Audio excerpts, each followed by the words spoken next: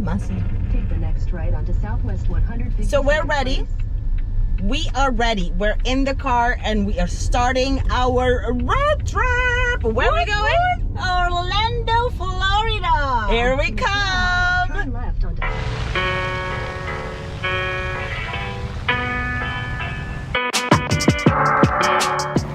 Okay, so I know you are used to seeing me on my home island of St. Martin, or at least on some kind of island in the Caribbean, but here's the thing.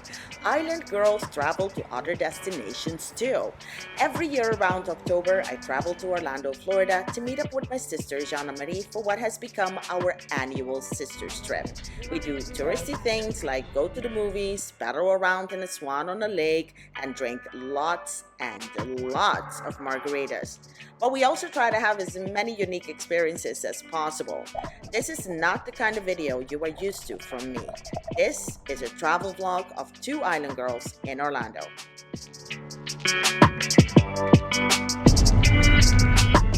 Our trip this year starts off particularly wet and a little chaotic. Our drive from Miami to Orlando was met by traffic. Note to self, leave early to beat the after-work rush. But a stop in Fort Lauderdale for our first margarita fueled us with enough patience for the rest of the drive. And I finally got to see the Brightline train for myself. It's the little things that make this island girl happy.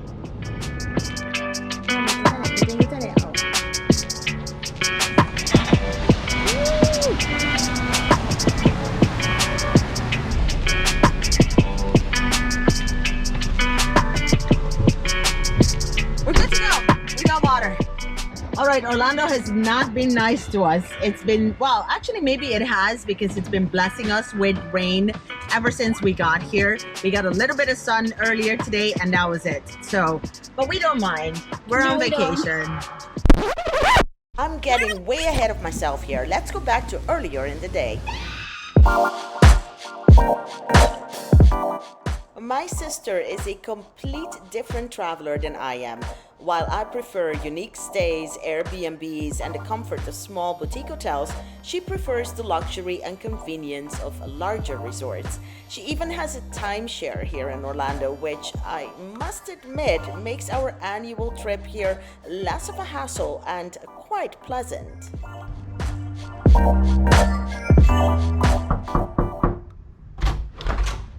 Hey guys, and welcome to our crib for this week. Come on, let me give you a tour. So right here is my area, and I can close it off completely. But first, let me show you the bathroom. Hey! Hello! That's my sister. This here is my room. This is where I'll be laying my head. And I have a closet right here. And this is where my sister's sleeping, since this is her timeshare, so she gets to pick the big room. Comes with a desk, a very comfortable bed. But wait till you see the bathroom.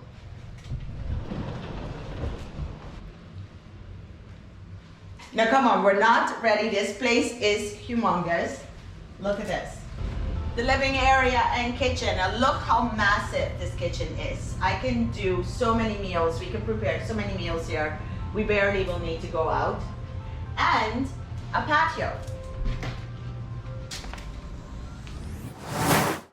Now you guys know how I feel about resorts. I'm not a fan of resorts, but I have to tell you, here at the Holiday Inn Vacation Club, it's called Orange Lake Resort. I feel more like I'm renting an Airbnb and I have my whole apartment to myself. This resort, by the way, has nothing to do with this video. They're not sponsoring it in any way. I just love the interior so much that I just had to share it with you all. The resort, however nice, comes with the unavoidable hindrance from the timeshare sales team who called our condo every day to try to get us to upgrade to a better, bigger, and nicer timeshare. So if you don't own timeshare and you want to stay here, just be aware of this before booking. But let's get back to enjoying this vacation. I have an obsession with Mexican food, and yes, you guessed it, margaritas. So, an early dinner at a nearby Mexican restaurant was a must. Listen, I ate so much Mexican during this trip that I got tired of it for a while, but don't worry, I'll be back on that obsession soon enough. Now, I wouldn't be me if I didn't share with you my top things to do in Orlando. And no, I am not going to be including the theme parks and the more well known and super touristic spots. Instead, we are going to start right here at the Studio Movie Grill for dinner and a movie. Okay, I guess it's not exactly not touristic, and although we have a movie theater in St. Martin, ours is definitely not this fancy, and I'll be happy with anything other than hot dogs, nachos, and candy, which are usually the only things you can get at a concession store in our cinemas. So you start off with scanning the QR code at the entrance to access the menu. The menu has quite a lot of options, and best of all, drink options like margaritas. On the island, we have a nickname for the United States, the land of convenience. And my gosh, is that statement true here? I mean, a movie theater with reclining seats, a service button, and delivery at your seat? Sign me up!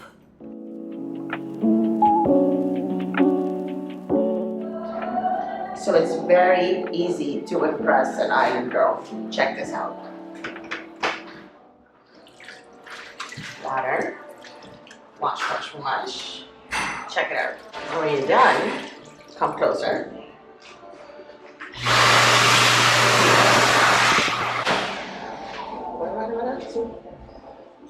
Et voila! The movie was okay, the food overpriced, and the margaritas were divine. Overall, a nice night out. Okay, so after that horror movie that wasn't quite that scary, it's time for some retail therapy. Wouldn't be Orlando if I didn't do this, right?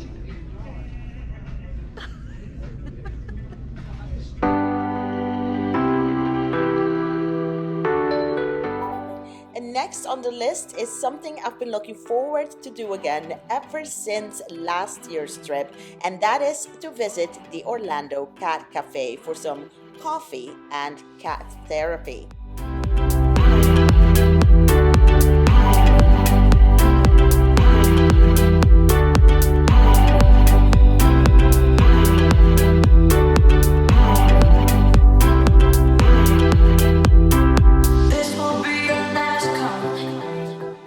I absolutely love spending time with the cats here, who, by the way, are all up for adoption.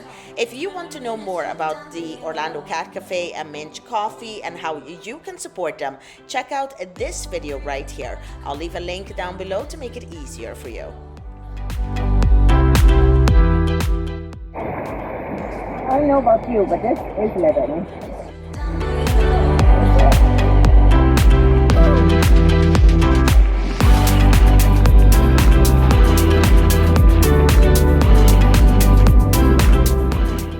In between adventures, the resort's lazy river was a nice escape, at least when it wasn't busy.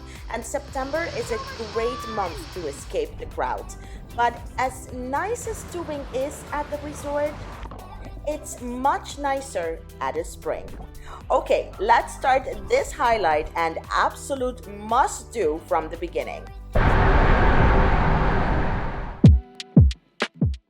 Visiting at least one spring in the area has become part of our sister trip. Last year, we rented a canoe and explored Cali Springs from King's Landing, and you can see that video right here. This year, we decided to visit Blue Springs State Park, located in Orange City, and it's just an hour drive away from the resort we were staying at. This spring is a known winter refuge for manatees, but more about that later. This park charges an entrance fee of just $6 per vehicle, but be aware that because it is so popular and not expensive, it gets full quite fast and the park closes temporarily whenever it reaches capacity. We visited super early on a weekday in September, which made all the difference. As you can see, it was quite empty by the time we got there, just a little past 8 a.m., which is the time the park opens. The spring's water temperature is a refreshing 72 degrees year-round, which is why the manatees come here to escape the cold in the winter months. Beside the so-called sea cows, there is quite a lot of fish in the spring as well, and yes, there are gators in the area, but they are quite shy and know to stay away from humans. Besides, they're like me, not into crowds. Now, you can experience the spring's wonders by just walking on the boardwalk along the spring. This is an experience that I highly, highly recommend you to do.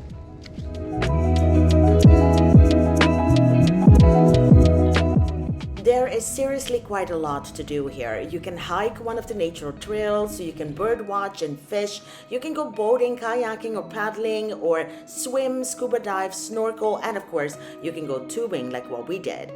You can also visit the Thursby House, which has been preserved to look like what it did at the turn of the 19th century. Today, the Thursby House is a museum and interpretive center.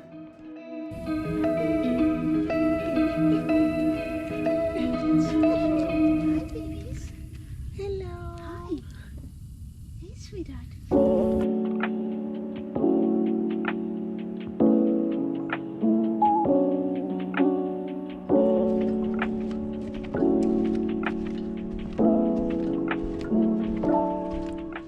It is so quiet here, and we're, I think, 2 of 6 that we've seen of people here so far.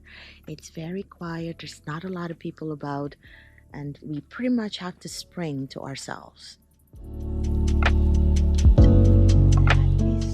Well, almost to ourselves. This little guy showed up unexpectedly. It being September and humid and hot, we were not expecting to see any manatees at all, but this beauty decided to roam a little in the spring just when we were trying to decide whether we should go in or not.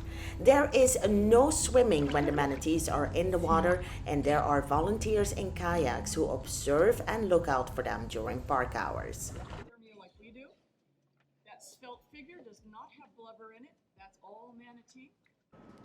We spotted this cutie before the volunteers did, and there happened to be divers in the water then, so I asked them kindly to please take an underwater shot of Oscar here. Yes, I named the manatee. I don't even know if it's a he, actually. By the way, the park's record count is 566 manatees at one time in the spring. So if you want to see these gentle sea cows, then definitely come in the winter months. To kill time while we waited for Oscar to leave the spring and the temperature to rise a little because the morning was overcast and just a little too chilly to get into the water, we went back to the boardwalk to have a look at the spring boil. The opening of the stream is here, where the spring is deep. Blue Springs is a magnitude spring, which means that it discharges 101 million gallons of water per day. So make sure to stop at the different information stops along the way to learn about the spring, its inhabitants, and how you can help conserve it.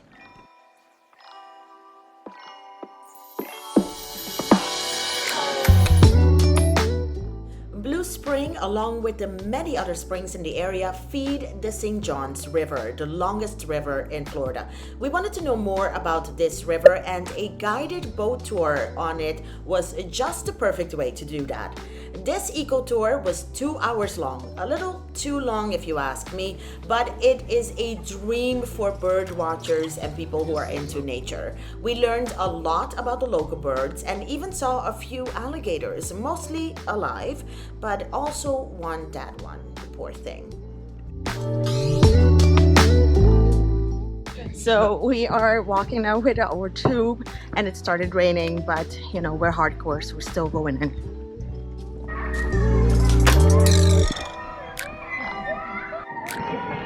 So what do you think? Oh my god. The water is quite cold, and it's probably because it's not that sunny today.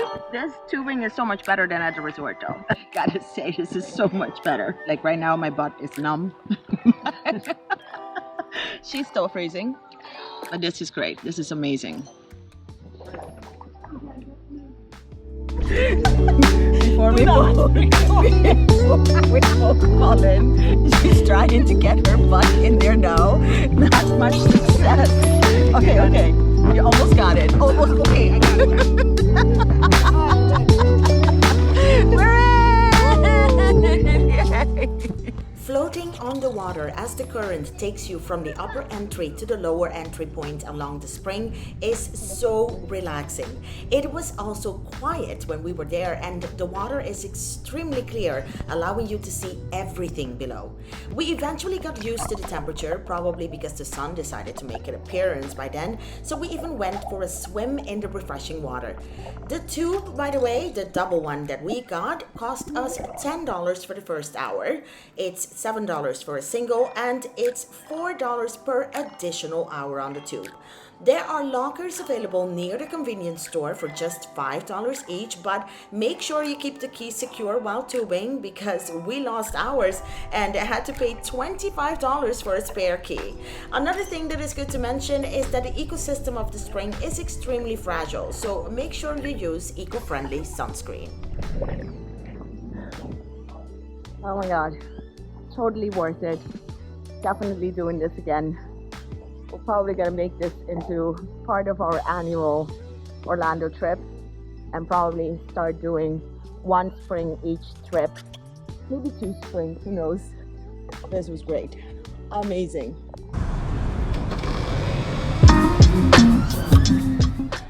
On the way back to the resort, we stopped at Tibbys New Orleans Kitchen for a quick lunch. By now, my stomach was loudly complaining, and it was definitely time to eat. We chose Tibbys because I just love Creole cuisine and have never tried a hurricane before. Can you believe that?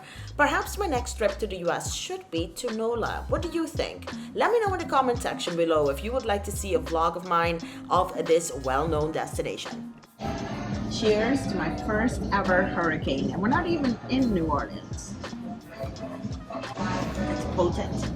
Keep right at the fork. Follow signs for Florida 527 Orange Avenue.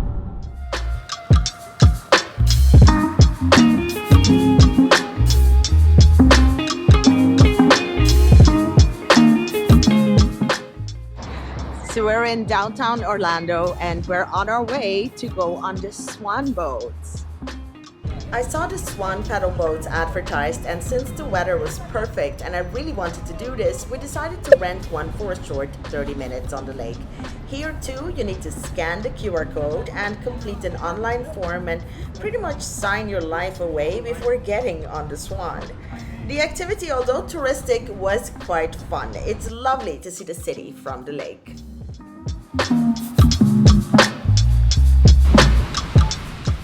This lake was actually a sinkhole at one point that was then filled with water to create this man-made lake. I just thought that was kind of an interesting fact. The heat kind of got to us after our stroll around Lake Eola Park, so we needed to hydrate. And what better way to do that than with popsicles? The Pop Parlor is just steps away from the park and has some delicious popsicles. The boozy pops are $5 each, and the regular fruity pops are just $4. I couldn't help myself, and I got 2 vodka strawberry popsicles. Cheers! Host for the next hour on these 3 lakes and 2 canals as together we explore the secrets of Winter Park.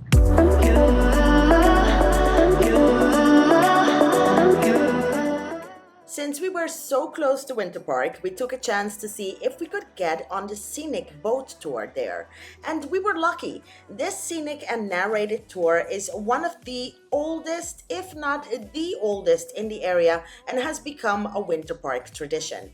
There are tours starting every hour on the hour, and once on the water you get to see beautiful fauna and flora and these magnificent mansions. Highlights for me of this tour were definitely Mr. Rogers' house, yes, the Mr. Rogers, the Rollins College, and these canals that connect the 3 lakes of Winter Park.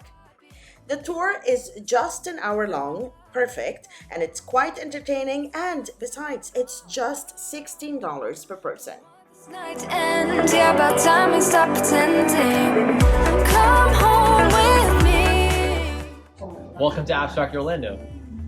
Located in a quiet area on the otherwise very busy International Drive is Abstract Orlando.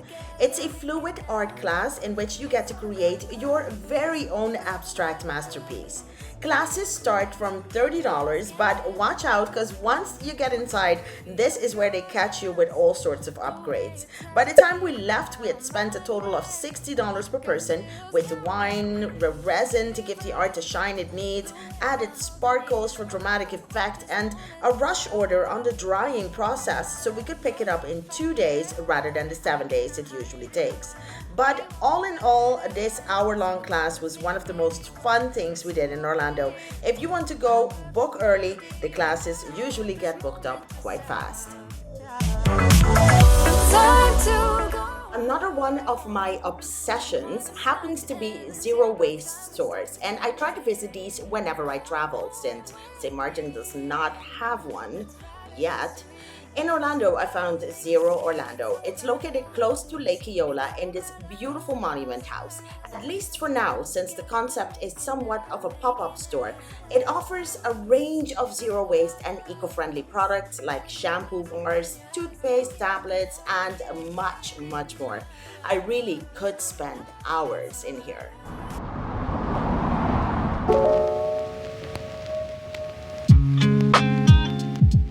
Last must-have experience in Orlando that I want to share with you today is the West End Market in Audubon Park, not far from Winter Park.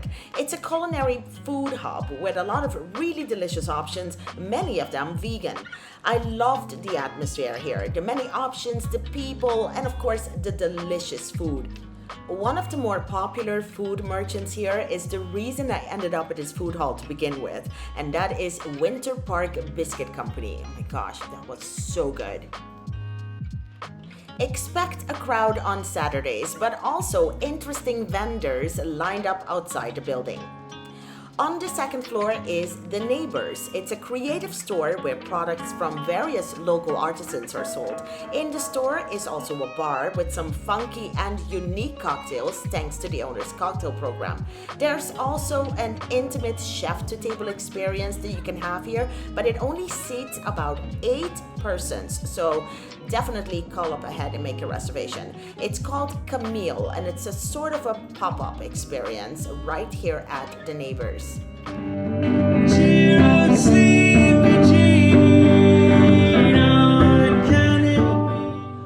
Well, this ended up being quite a long vlog, but I do hope it was entertaining to you and most importantly, filled with great tips for your next Orlando visit.